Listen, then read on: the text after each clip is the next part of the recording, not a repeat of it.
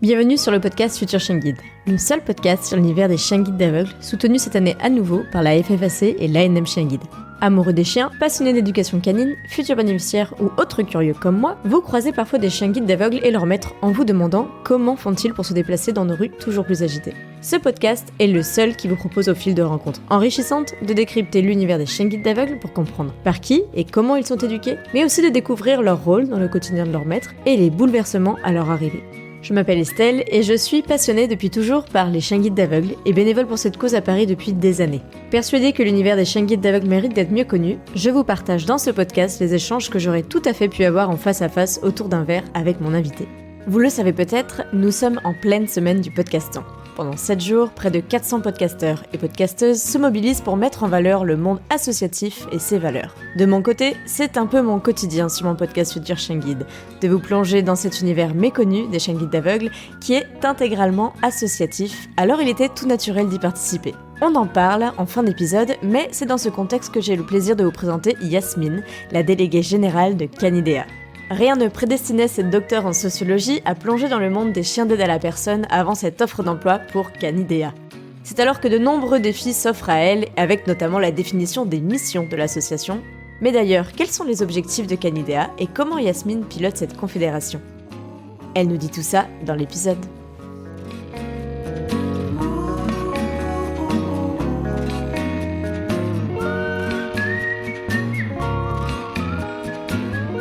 Bonjour Yasmine. Bonjour Estelle. Merci d'avoir accepté mon invitation pour cet épisode un peu spécial sur mon podcast Future Chien Guide, puisqu'on est dans le cadre du podcaston, cette initiative qui permet du coup à de nombreux podcasteurs, on est plus de 380, à mettre en avant des associations.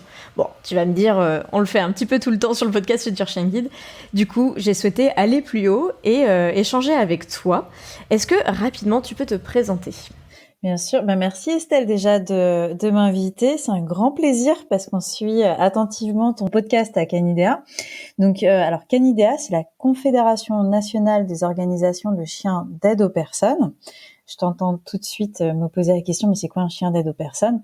Et un chien d'aide aux personnes, c'est en fait une catégorie de chiens qui réunit les chiens guides, les chiens d'assistance et les chiens de médiation. Et donc, Canidea réunit des organisations qui éduquent et remettent des chiens guides, des chiens d'assistance et des chiens de médiation. Donc, notamment un certain nombre d'associations où tu as déjà invité des représentants éminents, divers et variés. Du côté des chiens guides, du coup, voire du côté des chiens d'assistance dans les hors-séries de l'été, notamment. Exactement. Et du coup, tu nous parles de Canidea, mais c'est quoi ton rôle pour Canidea ? Ah oui, moi je suis déléguée générale de Canidea. Donc j'ai rejoint la confédération en 2016. À l'époque, l'association ne s'appelait pas encore Canidea. C'était un autre nom que je ne révélerai pas parce qu'il était horrible et que ça faisait vraiment médicament. Donc je ne divulguerai pas cette information absolument secrète qui se retrouvera peut-être dans des archives dans 20 ans ou 30 ans. Et donc on avait même une session spéciale pour réfléchir aux noms potentiels. On avait pensé à Caninov, bref, toutes sortes de noms un peu bizarres. Et on est resté sur Canidea, donc parce que c'était la contraction de canidé, donc pour chien, et idea, donc idée, donc l'idée du chien. C'est pas du tout un acronyme. Et donc j'ai rejoint la confédération en 2016 à l'époque en tant que chargée de mission. Enfin, la confédération a grandi et puis j'ai grandi en même temps que la confédération sur mon poste en fait. Ok, donc c'est un poste de salarié pour le coup. Tout à fait. Il y a plein de bénévoles au sein de Canidea, mais pour le coup, toi, tu es du côté des salariés. Et comment tu en es arrivé à être salarié de Canidea ? Toi, tu avais un lien particulier avec ces chiens d'aide à la personne avant ? Alors pas du tout. Moi, je fais partie de la team chat à la base. Donc j'ai eu un chien, mais quand j'étais toute petite. Et après, j'ai eu des chats. J'ai été bénévole dans des associations en lien avec le végétarisme. Et donc je me suis toujours intéressée la cause animale a toujours été une préoccupation pour moi. Et en parallèle de ça, je suis sociologue de formation, donc je suis même docteur en sciences sociales, avec une thèse qui portait sur un dispositif d'action sociale et le rôle des fédérations dans dans comment faire ça pour que ce soit accessible d'un point de vue du langage ordinaire. Donc, la façon dont, en fait, des associations, des fédérations vont jouer un rôle pour qu'il y ait une action qui soit reconnue par l'État. Donc, voilà. Et ça, c'est une étude comparée entre la France et la Hongrie. Donc, j'ai vécu en Hongrie pendant quelques temps aussi, dans le cadre de mes travaux de recherche.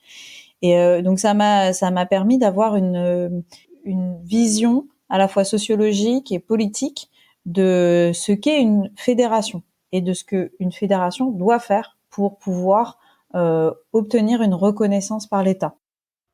Donc, ma vie professionnelle m'a amenée à être sur d'autres fonctions. Et puis, il y a un moment où j'ai vu qu'il y avait un poste j'ai vu une annonce, voilà, comme n'importe quelle personne qui cherche un emploi. Et puis, j'ai vu que c'était une fédération et que ça portait sur des chiens. Et du coup, je me suis dit, mais ça a l'air vachement intéressant parce que ça réunit à la fois une cause personnelle qui est la place de l'animal, le travail de l'animal, la place de l'animal dans la société, et en même temps des compétences que j'ai acquises en tant que chercheuse de c'est quoi une fédération, et voilà. Donc j'ai réussi à combiner quelque chose de personnel et quelque chose de professionnel. Oui, parce que quand tu nous parles de ta thèse, du coup, sur tout ce qui est fédération, si tu devais décrire la différence entre une fédération et une association, sachant qu'une fédération est une association d'associations, on va dire ça comme ça. Et c'est exactement ça. En fait, alors, on joue toutes les deux dans une fédération, donc pour le coup, je connais quelques réponses du côté des éleveurs de chèvres, mais qu'est-ce que tu as appris et comment tu pourrais définir rapidement ce que c'est qu'une fédération et ce qui n'est pas une fédération ? Une fédération réunit des personnes morales. Une association va généralement réunir des personnes physiques. Donc, pour les personnes qui connaissent pas, une personne physique, c'est toi, moi. On est des personnes physiques, c'est-à-dire que à la fois on a un corps et on a une pièce d'identité qui prouve que le corps vivant correspond à la pièce d'identité. Une personne morale, c'est en fait une entité qui est reconnue par l'État comme autonome sur un certain nombre de choses. Donc, elle peut acheter des objets, etc.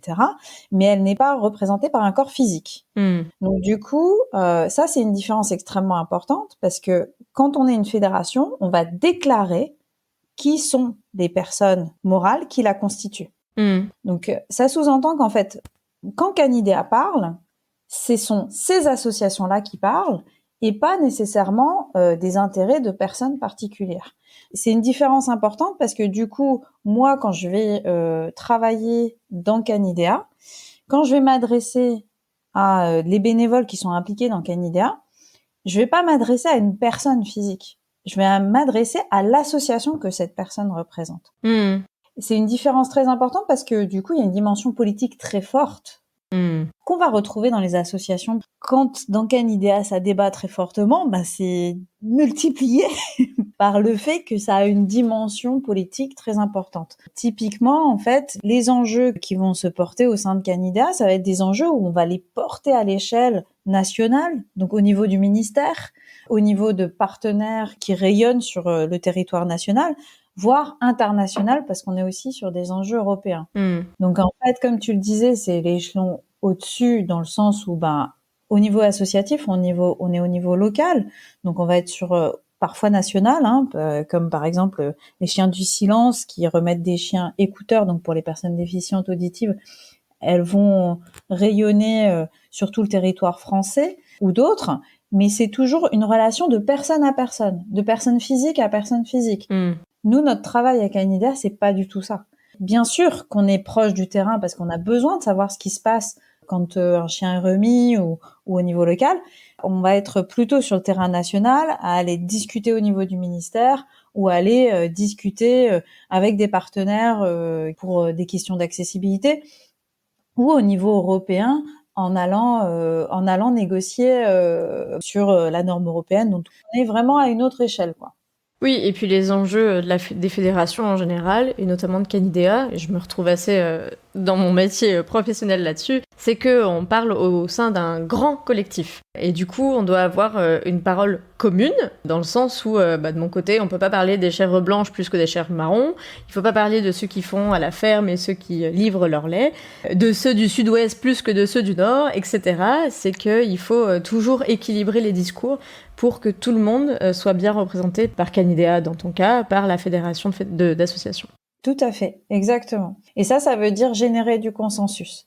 Et générer du consensus, parfois c'est compliqué parce qu'on est très attaché à ces différences. Et donc tout le rôle de la confédération, parce que là pour le coup on est vraiment sur beaucoup de différences. Là au sein de Canidea, on a des différences sur la spécialité du chien, sur les handicaps des personnes qui sont accompagnées, voire sur les chiens eux-mêmes, puisque tout le monde ne travaille pas avec des labradors ou des golden retrievers.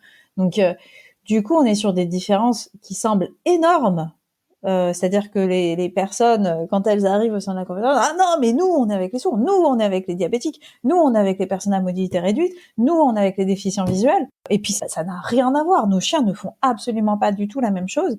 Donc, tout le travail de Canidea les premières années, ça a été de dire, non, mais attendez, en fait, si, vous faites la même chose. Parce que, d'un point de vue extérieur, franchement, les gens comprennent pas la différence.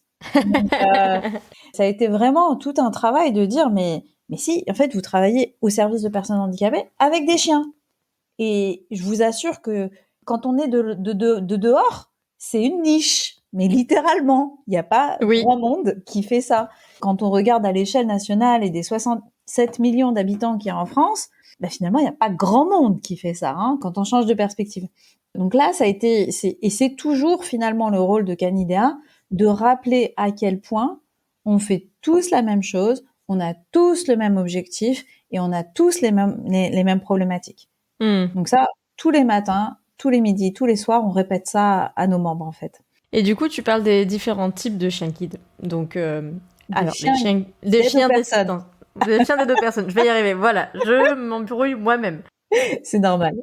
Je vous avais dit, on va plus haut, alors là, il faut que je me concentre. Mais du coup, tu nous as parlé de ces différentes spécialités. Ouais. Tu en cites en général 7. 7.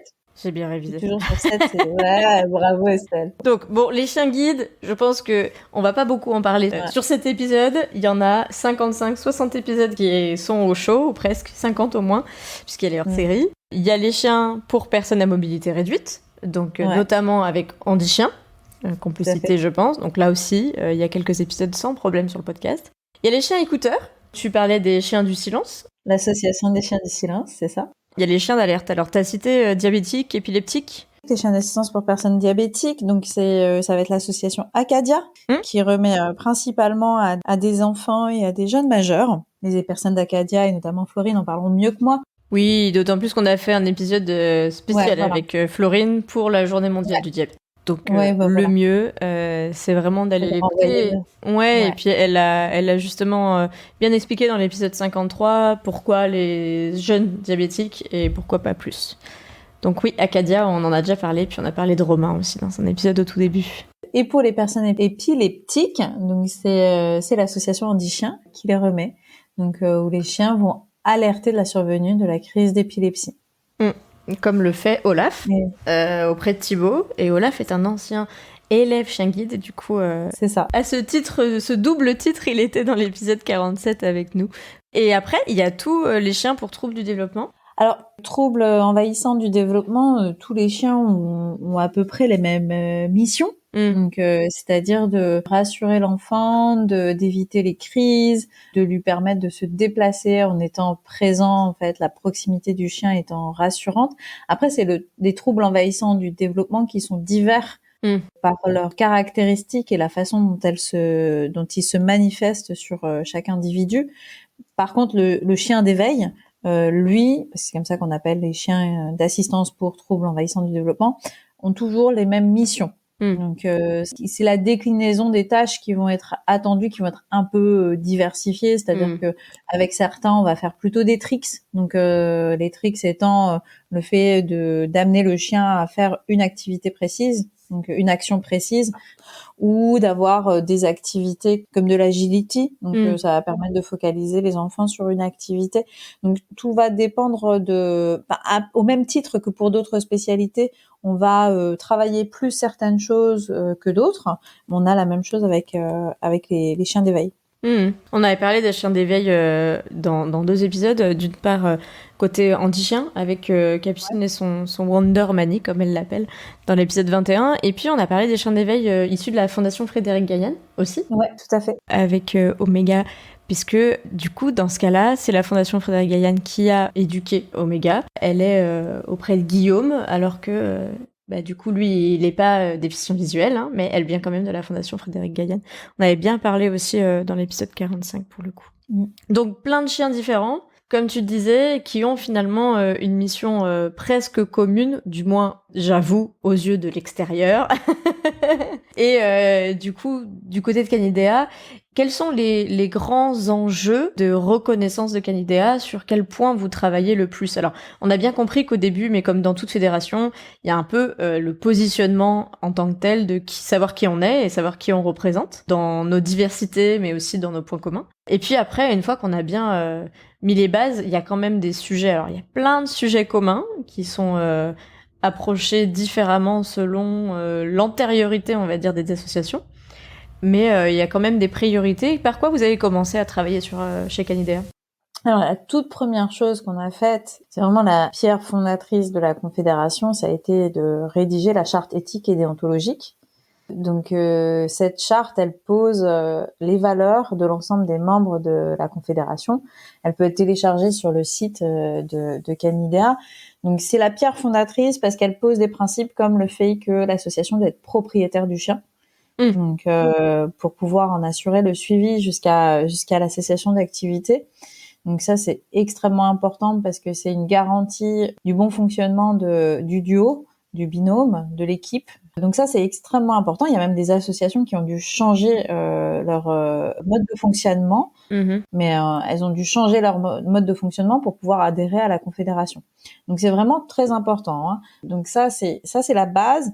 À partir de là, en fait, on a eu les premières canidéennes. Alors, c'était quand? C'était en 2017, je crois. Donc, les canidéennes, c'est le séminaire annuel de la Confédération où tous les représentants des membres dans les différentes commissions et à l'Assemblée générale et au conseil d'administration sont présents et discutent ensemble de l'avenir de la Confédération.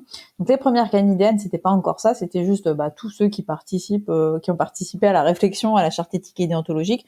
On va les faire bosser sur un certain nombre de sujets. Donc on a essayé de définir quels étaient les grands sujets qui devaient être travaillés.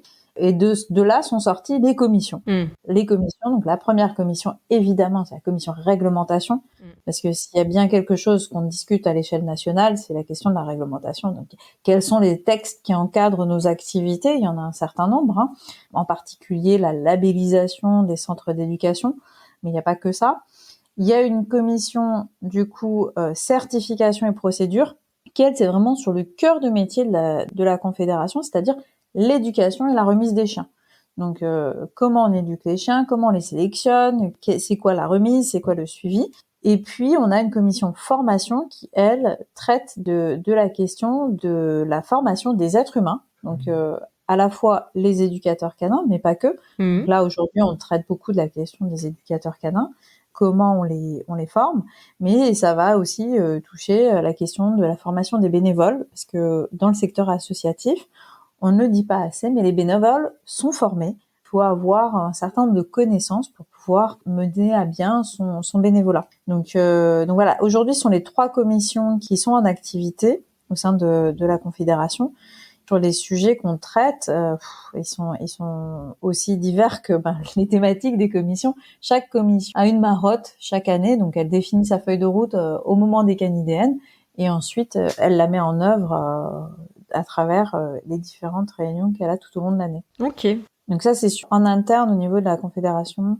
Après, on a des travaux qui sont externes, qui vont être, par exemple, l'animation de l'Observatoire à l'accessibilité des chiens guides et d'assistance. L'OBAC, qui a été créé par la FFAC en 2015. Donc c'est rigolo, c'était la même année que la création de Canidea. Donc c'était une année très prolifique pour la fédération et qui a été transmis en fait à Canidea pour l'étendre aux chiens d'assistance, donc puisque l'accessibilité est la même pour les chiens guides et les chiens d'assistance.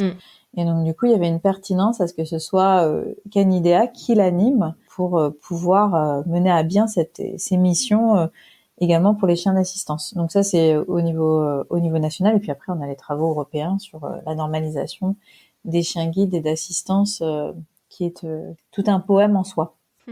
Oui, donc pas mal de missions que vous menez du coup en commission. Et d'ailleurs, je me suis rendu compte qu'on a parlé pas mal des chiens guides et des chiens d'assistance, mais il y a les chiens de médiation qui font aussi partie de Canidea, et vous les mettez du coup à l'extérieur des chiens d'assistance. Pour moi, je mettais tout sous le même mot, mais... Oui, il y a une spécificité sur... C'est pour ça qu'on a créé ce terme de chien d'aide aux personnes. C'est parce qu'en fait, le chien de médiation, lui, peut travailler avec plusieurs personnes. Il peut avoir plusieurs référents. Donc, c'est-à-dire que ça peut être une personne qui le mobilise auprès d'un public le lundi, une autre personne le mardi, une troisième personne le mercredi. Donc, il n'est pas 24 heures sur 24 avec le même référent, on va dire. Et puis, du coup, il va avoir plusieurs bénéficiaires. Donc, vu qu'il va travailler auprès d'un public le lundi, un autre public le mardi, un troisième public le mercredi. Donc, c'est pas du tout la même chose qu'un chien guide ou un chien d'assistance qui, lui, va être toujours avec la même personne. Ce qui est différent du chien de médiation. Ouais, on avait pas mal parlé du coup avec Stéphanie, qui est du coup la référente de Mayotte, dans l'épisode 46. Alors Mayotte, en plus, je l'ai eu en relais, on en avait déjà parlé dans l'épisode 8 avec sa famille d'accueil. C'était une ancienne élève chien guide de Paris. Et elle nous racontait justement comment Mayotte intervient en tant que médiatrice, de chien médiateur en tout cas, avec différents publics. Et comme tu le dis, elle travaille pas toujours avec sa référente, elle travaille avec différents humains référents. Et ça permettait de bien montrer. Donc, ok, c'est pour ça qu'on dit pas chien d'assistance, parce que vous distinguez chien d'assistance pour les chiens qui travaillent vraiment toujours auprès du même bénéficiaire, on va dire ça comme ça. Oui. Et chien de médiation, alors il y en a plein, on a parlé d'un type de chien de médiation, mais il peut y en avoir dans différents types de publics, dans différentes situations en fait. Tout à fait. Il y a une très grande diversité des publics d'intervention en médiation par l'animal. L'idée étant qu'en fait, le chien de médiation, c'est la présence animale qui va servir de support à un intervenant pour mener une ou des activités auprès de publics en situation de vulnérabilité. Donc ça peut être vulnérabilité physique, psychique ou sociale. Puisqu'on peut avoir des situations de publics qui n'ont pas de handicap, mais qui ont une spécificité sociale. Il peut aussi ne pas y avoir de vulnérabilité parce que du coup, on va avoir des chiens de médiation dans des établissements scolaires, donc auprès d'un public scolaire, pour faciliter les apprentissages. Ça c'est sûr, et pour revenir à ton parcours justement, est-ce que en arrivant à la tête de la confédération, on va dire ça comme ça, t'as quand même rencontré des difficultés parce que donc tu connaissais peut-être pas toute l'étendue des missions qu'on peut confier à des chiens d'aide à la personne, mais comment ça s'est passé pour toi les débuts ? Alors, c'est une excellente question, merci Estelle. Je m'y attendais pas du tout. Je m'attendais à plein de questions, mais sauf celle-là. C'est tout l'intérêt de venir à ton podcast, parce que ça permet de réfléchir autrement. Alors des difficultés, j'en ai eu beaucoup nécessairement, parce que sinon c'est pas une aventure. Donc et tout l'intérêt d'une aventure, c'est de traverser des péripéties. Elles sont de plusieurs ordres. Alors la première difficulté, ça a été de comprendre les logiques dans le secteur, parce qu'on est dans le monde du chien. Et moi, je venais du monde universitaire, et le monde du chien, c'est un monde un peu agricole. Et moi, j'ai grandi entre deux dalles de béton, hein, donc du coup, j'ai un certain franc-parler parce que j'ai grandi en cité, donc du coup, le franc-parler me fait pas peur, mais c'est pas le même franc-parler. Donc déjà, il y a cette acculturation où il faut apprendre les codes, il faut se rendre compte que dans le monde du chien, finalement, alors je sais que je vais me faire taper dessus pour ce que je vais dire. Mais les gens sont un peu comme les chiens, donc on se renifle un peu, il y a des moments où on s'aboie dessus, on se rentre dedans, et puis après, finalement, on finit par sympathiser. Il y a tout cet apprentissage de ces codes-là qui sont un peu particuliers quand on n'a pas évolué dans ce milieu-là. Ça, c'est une première chose. Et puis après, les difficultés aussi de réussir à réunir les gens. Mm. malgré leurs différences, et certaines étant historiquement différentes. Donc mettre autour de la table toutes ces personnes, c'était pas simple. Après, il y a aussi tout le défi de pas connaître le chien déjà en tant qu'animal, en tant que. Alors là, je suis à peu près certaine que la commission certification et procédure va se reconnaître, mais à plus d'une réunion, j'ai eu des éducateurs qui m'ont collé des chiens en me disant allez vas-y tiens, et puis qui filmaient pendant que j'étais en train de galérer avec le chien qui était en train de me malmener parce qu'il faisait 52 kilos, donc mon poids, et qu'il était en train de tirer dans tous les sens, et que j'avais ma commission qui disait ah bah bravo la déléguée de la Confédération qui se laisse mener en bateau par un chien, c'est beau à voir. Du coup j'ai fait mes armes. Maintenant normalement les chiens ne me baladent plus comme ça, donc du coup c'est déjà Ça c'est pas mal. fait. Ça c'est fait. Puis j'ai appris ce langage-là quoi. Oui, puis Donc, après, pour contrebalancer, t'as sûrement dû avoir quelques joies ou petites victoires quand même. ah mais bien sûr, mais j'en ai très souvent, et heureusement d'ailleurs. Donc chaque canidéenne pour moi c'est une récompense. C'est beaucoup de stress avant le séminaire, mais c'est extraordinaire de voir les gens qui travaillent ensemble et qui sont heureux d'être là. Mm. Ça, j'ai toujours ma séquence larmes.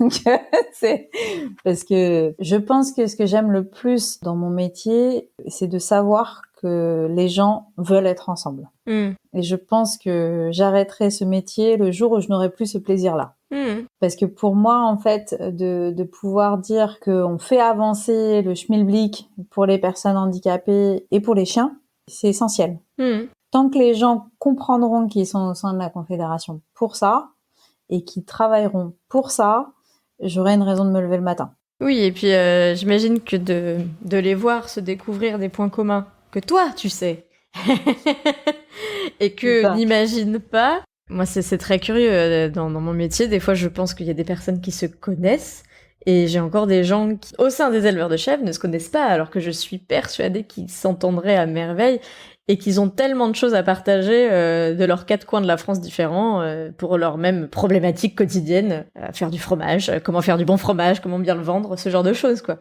Et je pense que toi, ça doit être un peu la même chose de les voir se découvrir en fait des points communs alors que ils sont dans deux territoires très différents, sur deux types de chiens d'aide à la personne très différents, et en fait ils rencontrent le même problème. C'est ça. Et alors moi, je dis aussi que mon travail est fait à partir du moment où les gens ne passent plus par Canidea pour se parler. Parfois, en fait, on se retrouve en commission et puis je commence à dire quelque chose et je découvre qu'ils se sont déjà appelés avant et qu'ils ont déjà échangé sur la question et que du coup, les choses ont avancé. Et ça, c'est génial. Ce sont des choses comme ça. Et j'ai quand même une anecdote qui m'est arrivée un jour et qui était quand même très, très sympa. J'étais dans une gare et je vois, j'ai cette espèce de réflexe.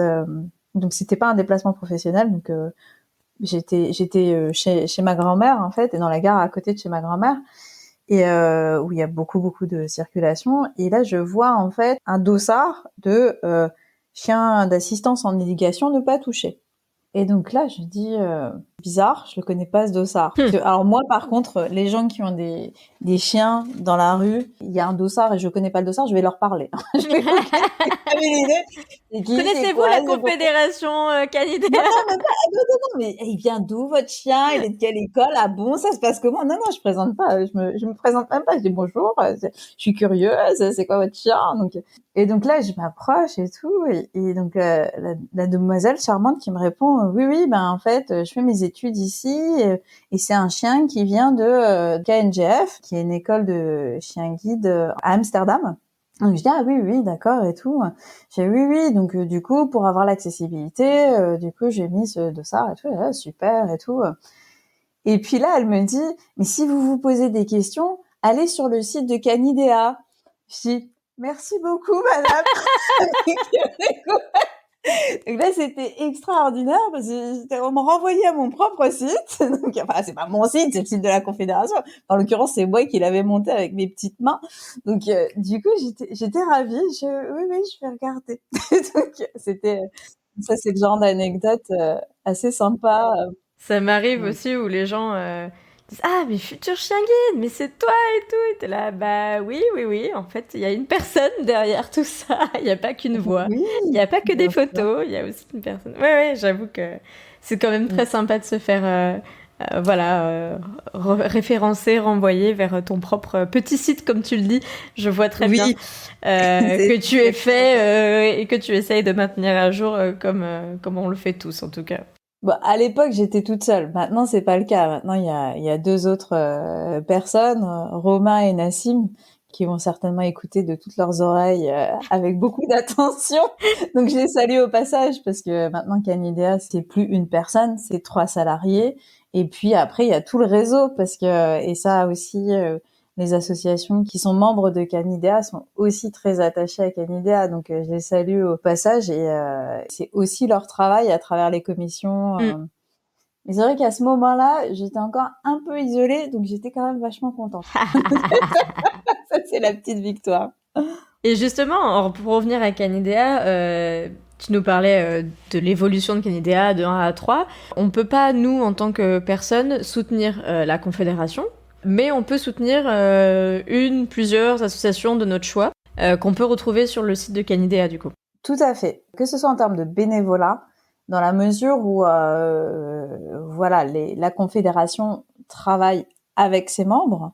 Les membres sont bénévoles au sein de Canidea. Mhm. Donc, ils sont impliqués bénévolement au sein de Canidea, mais ils représentent nécessairement une association. Donc, nous, on ne peut pas, à l'échelle de Canidea, accueillir des bénévoles dans nos activités. Et pourtant, on a eu des demandes en ce sens, hein. Mais ça n'est pas possible parce qu'il y a un enjeu politique important. Chaque association a besoin d'être représentée.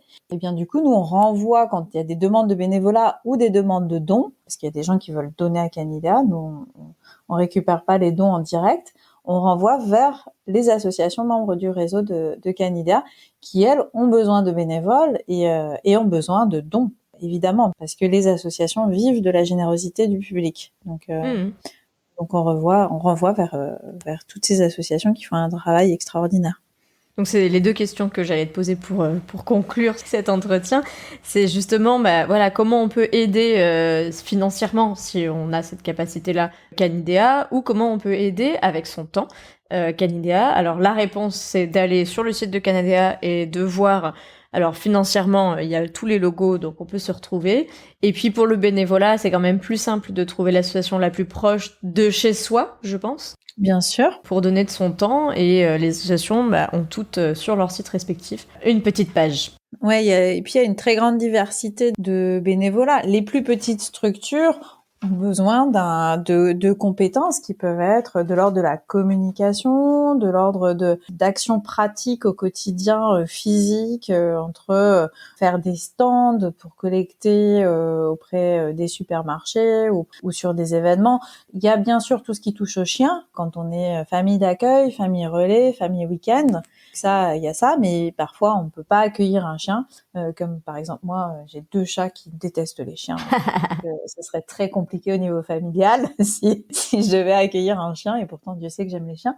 Voilà, on peut aussi donner de son temps autrement avec des compétences qu'on a en tant que personne.